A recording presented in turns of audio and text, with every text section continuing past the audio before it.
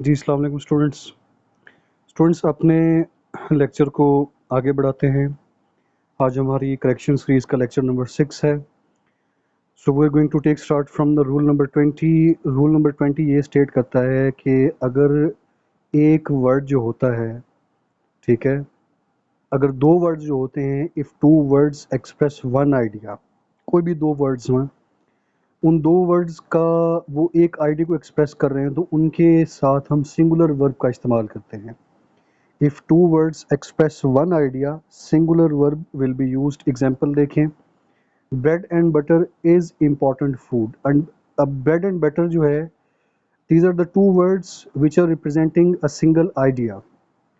So when these two words are representing a single idea, so we are using the singular verb is. So this rule states that whenever the two words which express the singular idea are used, we use singular verb with those two words. ठीक हो गया, तो ये singular के तौर पे count होते हैं। नेक्स्ट रूल देखते हैं, when the plural verb denotes a whole unit, singular verb is used. जब प्लूरल वर्ब जो है वो किसी एक सिंगल यूनिट की अक्कासी कर रहा हो, किसी एक सिंगल यूनिट को डिपिक्ट कर रहा हो, तो हम जो वर्ब इस्तेमाल करते हैं वो सिंगुलर होता है, सिंगुलर वर्ब का इस्तेमाल करेंगे। एग्जाम्पल से ये चीज़ क्लियर होगी। 10 miles is a long distance. अब 10 माइल्स एक प्लूरल वर्ब है, लेकिन ये एक सिंगुलर, एक होल यूनिट को रिप्रेजेंट कर रहा है। 10 माइल्स है तो बज़ाहिर एक प्लूरल वर्ब, लेकिन ये एक सिंगुलर यूनिट को, एक होल यूनिट को रिप्रेजेंट कर रहा है, इसलिए हमने इसके साथ इज़ वर्ब का इस्तेमाल किया है कि the 10 miles is a long distance. So जब कोई प्लूरल एक्सप्रेशन हो, लेकिन वो एक कॉम्पैक्ट चीज़ को, एक सिंगुलर आइडिया को इस्तेमाल कर रहा हो, एक होल यूनिट को एक्सप्रेस कर रहा हो, तो हम सिंगुलर वर्ब का इस्तेमाल करते हैं। 100 rupees is a great some. अब 100 रुपीज़ बज़ाहिर प्लूरल है, लेकिन ये यहाँ पे सिंगुलर यूनिट के तौर पे इस्तेमाल हो रहा है कि 100 रुपीज़ एक होल सम के तौर पे इस्तेमाल हो रहा है। That is why we are adding is. ठीक हो गया। सो रूल क्या कहता है कि when the plural verb denotes a whole unit, कि एक सिंगुलर, एक होल यूनिट को रिप्रेजेंट कर रहा हो, तो उसके साथ हम सिंगुलर वर्ब का इस्तेमाल करते हैं। ये जो लफ्ज़ है मीन्स, अब means can be used as singular as well as plural. Means को सिंगुलर के तौर पे भी इस्तेमाल किया जा सकता है, प्लूरल के तौर पे भी इस्तेमाल किया जा सकता है, depending upon the situation. Situation determine करेगी कि मीन्स का इस्तेमाल सिंगुलर करना है या प्लूरल करना है। एग्जाम्पल देखें, मैनी इलीगल मीन्स वर अडॉप्टेड, यानी कि बहुत ज़्यादा, बहुत सारे गलत तरीके अख्तियार किए गए थे। यहाँ पे मीन्स प्लूरल का मतलब दे रहा है, प्लूरल के सेंस में इस्तेमाल हो रहा है, इसलिए हमने प्लूरल का वर्ब यहाँ पे इस्तेमाल किया हुआ है। जबकि इस सेंटेंस को देखें, the only means of getting the success is hard work, कि कामयाबी हासिल करने का सिर्फ एक जो तरीका है, जो सिर्फ एक रास्ता है, that is the hard work. So यहाँ पे मीन्स जो है वो सिंगुलर कनोटेशन में, सिंगुलर के तौर पे इस्तेमाल हुआ है, इसलिए हम यहाँ पे इज़ लगा रहे हैं। जबकि इस सेंटेंस में जो मीन्स है वो प्लूरल के तौर पे इस्तेमाल हुआ है, और इसलिए यहाँ पे हम प्लूरल वर्ब इस्तेमाल कर रहे हैं। सो मीन्स का जो इस्तेमाल है ये सिंगुलर भी हो सकता है, प्लूरल भी हो सकता है। इसका सिंगुलर या प्लूरल इस्तेमाल होना डिपेंड करता है कि सेंटेंस की नोयत क्या है। अगर ओवरऑल सेंटेंस के अंदर इसकी कंस्ट्रक्शन प्लूरल के तौर पे आ रही है, जैसा कि इस सेंटेंस के अंदर, तो ये प्लूरल के तौर पे इस्तेमाल होगा और साथ हम प्लूरल वर्ब इस्तेमाल करेंगे। अगर ओवरऑल कंस्ट्रक्शन इसकी सेंस एक सिंगुलर की आ रही है, तो हम सिंगुलर का इस्तेमाल करेंगे, ठीक है, और वर्ब भी उसके अकॉर्डिंगली हम सिंगुलर ही लगाएंगे। Let's move to the another rule. Rule number 21 states कि आपके जो बुक्स होते हैं और नॉवेल्स होती हैं, books, novels, magazines, newspapers, these are always counted singular. ये हमेशा सिंगुलर के तौर पे ही काउंट होंगी, ठीक है, कभी भी प्लूरल नहीं होंगी। चाहे वो बज़ाहिर प्लूरल लग रही हों, लेकिन उनको काउंट हमने सिंगुलर ही करना है। एग्जाम्पल के तौर पे देखें, great expectations. Great expectations is a novel written by Charles Dickens. अब ग्रेट एक्सपेक्टेशंस बज़ाहिर जो है ये प्लूरल लग रहा है, लेकिन चूंकि ये एक बुक का नाम है तो इसलिए हमने यहाँ पे सिंगुलर का इस्तेमाल किया है, इज़ का इस्तेमाल किया है। So books, novels, magazines, newspaper, journals, ये सारे चाहे साउंड प्लूरल कर रहे हों, लेकिन ये काउंट सिंगुलर के तौर पे इस्तेमाल होते हैं और इसी वजह से हम इनके साथ सिंगुलर वर्ब का इस्तेमाल करते हैं। नेक्स्ट रूल देखें, as is not used after name, consider, call and term. Name के साथ, कंसीडर के साथ, कॉल के साथ और टर्म के साथ इन वर्ड्स के बाद एज का इस्तेमाल नहीं होता। एग्जाम्पल देखें, I called him as a fool, wrong sentence है। I called him a fool, right sentence है। सो इनके साथ आपने एज का इस्तेमाल नहीं करना, एज के इस्तेमाल को आपने रोकना है। I named him as my brother, I named him my brother, I consider him my brother, I call him my brother, I term him my brother.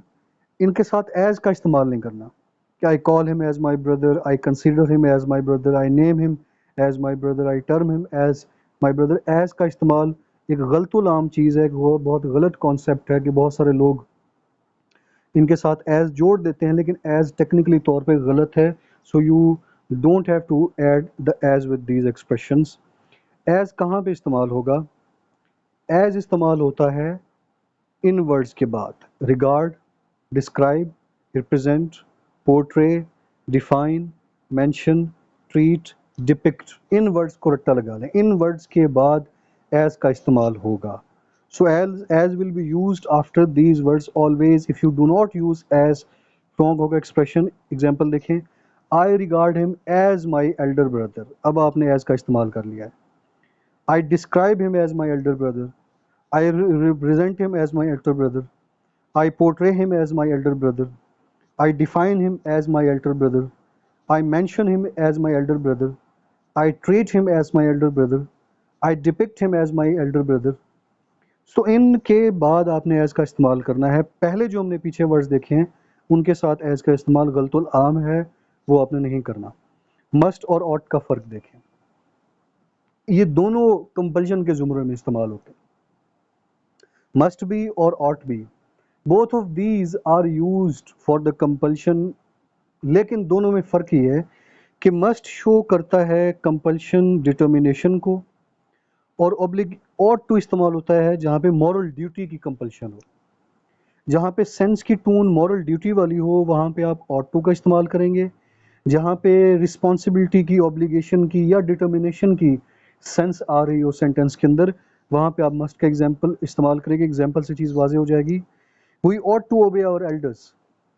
अब ये मॉरल ऑब्लिगेशन है, जहाँ पे मॉरल ऑब्लिगेशन होगी वहाँ पे ऑट टू इस्तेमाल होगा कि हमारी मॉरल ऑब्लिगेशन है, हमारी सोशल ऑब्लिगेशन है, हमारी सोसाइटी हमें सिखाती है कि हमें अपने एल्डर्स की रिस्पेक्ट करनी चाहिए, कि we ought to respect our teachers, we ought to respect our elders, we ought to respect our अपना पेरेंट्स। ठीक है, ठीक है। सो जो मस्ट है वो होगी आपकी, अगर कोई स्टेट ओरिएंटेड ड्यूटी है या कोई आपका कोई ड्यूटी है, कोई स्टेट स्पॉन्सर्ड ड्यूटी है। एग्जाम्पल देखिए, we must work hard to ace the exams. ये आपकी अपनी कोई कंपल्शन है, ठीक है, कि हमारे लिए ज़रूरी है कि हम मेहनत करें ताकि एग्ज़ाम्स में कामयाबी हासिल करें। वी मस्ट, यहाँ पे ऑट टू का इस्तेमाल अगर करेंगे तो टेक्निकली तौर पे सेंटेंस जो होगा वो गलत कंसीडर होगा। सो ऑट टू वहाँ दोनों ऑब्लिगेशन के लिए, ऑट टू भी और मस्ट भी, लेकिन ऑट टू मॉरल ड्यूटी को शो करता है और मस्ट जो है वो आपकी अपनी कन्विक्शन को, डिटर्मिनेशन को शो करता है। नेक्स्ट मूव करते हैं। Rule number 23 states that lest is followed by should and that is followed by may.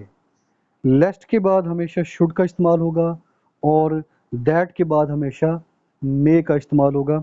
Example से चीज़ वाज़ेह होगी। I shall keep my promise lest you should be deceived. अब लेस्ट की वजह से शुड आ रहा है, जहाँ पे लेस्ट होगा उसके बाद शुड का इस्तेमाल होगा। दूसरे सेंटेंस को देखें, आई शिल keep my promise that you may not be deceived. अब आप यहाँ पे मे का इस्तेमाल कर रहे हैं, ठीक है।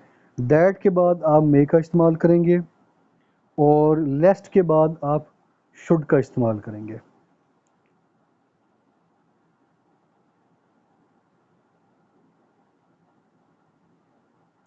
रूल नंबर 24, कंडीशनल्स का इस्तेमाल देखें।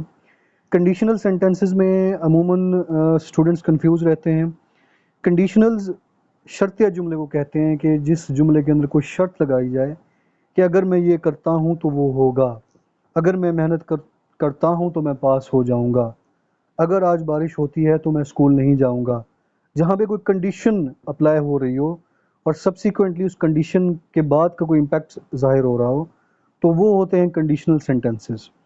अब कंडीशनल के 3 रूल्स हैं। If you work hard you will pass, अगर तुम मेहनत करते हो तो पास हो जाओगे। If you work hard you will pass. अगर यहाँ पे प्रेजेंट है तो यहाँ पे सिंपल फ्यूचर होगा। If you work hard you will pass, अगर तुम मेहनत करते हो तो पास हो जाओगे। यहाँ पे चूँकि प्रेजेंट मौजूद है इसलिए यहाँ पे सिंपल फ्यूचर आ गया है। दूसरे सेंटेंस को देखें,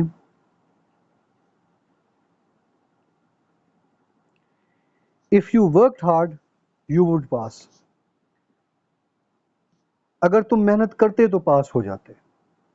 if you worked hard you would पास।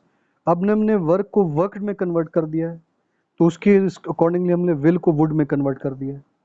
अगर बाहर प्रेजेंट है तो आगे फ्यूचर है, अगर बाहर पास्ट है तो आगे जो विल है वो वुड के अंदर कन्वर्ट हो जाएगा, तो past is followed by past. तो अगर वर्कड है, अगर बाहर पास्ट है तो विल जो है वो वुड के अंदर कन्वर्ट हो जाएगा। If you worked hard you would pass. Third इसका देखें, if you had worked hard you would have passed, अगर तुमने मेहनत की होती तो पास हो जाते, अगर तुमने मेहनत की होती तो पास हो जाते। If you had worked hard you would have passed, ठीक है। तो अगर आप हैड के साथ कर रहे हैं तो फिर ये वुड के साथ फिर हैव आ जाएगा। तो ये कंडीशनल्स का इस्तेमाल है। कंडीशनल्स को आपने इन 3 मॉडल्स को आप रट्टा लगा लें, ठीक है। और इनसे मिलते जुलते जो भी सेंटेंस आए तो आपके जहन में वो मॉडल हो, आप इस मॉडल को अप्लाई करके देख सकते हैं कि whether that particular sentence is right और रॉन्ग। ठीक हो गया, लेट्स एंड हेयर। सो बाकी हम रूल्स अपने नेक्स्ट लेक्चर के अंदर कंप्लीट करेंगे। स्टे ब्लेस्ड, अल्लाह हाफिज़।